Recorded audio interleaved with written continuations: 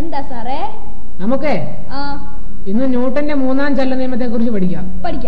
എന്താ ന്യൂട്ടന്റെ മൂന്നാം ചലന നിയമം എന്ന് അറിയാവോ? ഇല്ല.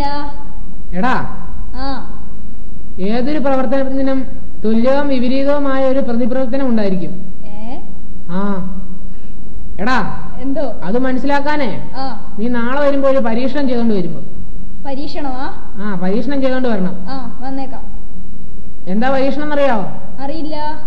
ഒരു ബോൾ എടുത്തൊരു ഭിത്തിക്കിട്ട് എറിയണം. എറിഞ്ഞേക്കാം. അന്നേരം എന്താ നിരീക്ഷിക്കുന്നത് നീ എഴുതിക്കൊണ്ട് വരണം. ഓക്കെ, ശരി. എന്നാ നാളെ കാണാം. ശരി.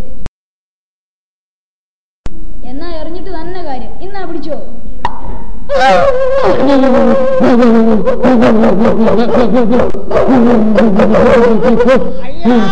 അയ്യോ കൂട്ടു, കഴിക്കെന്ത് പറ്റിയതാ? സാറേ, ഞാൻ ചെയ്ത പ്രവർത്തനത്തിന് പട്ടി എന്ന പ്രതിപ്രവർത്തനമാ. എന്ത്? മനസ്സിലായില്ല. ഞാൻ ഭിത്തിക്കിട്ട് ബോൾ വെച്ചെറിഞ്ഞപ്പോ ചെന്നു കൊണ്ടത് പട്ടിക്കെട്ടാ. പട്ടി എന്നെ എടുത്തിട്ട് പെരുമാറി.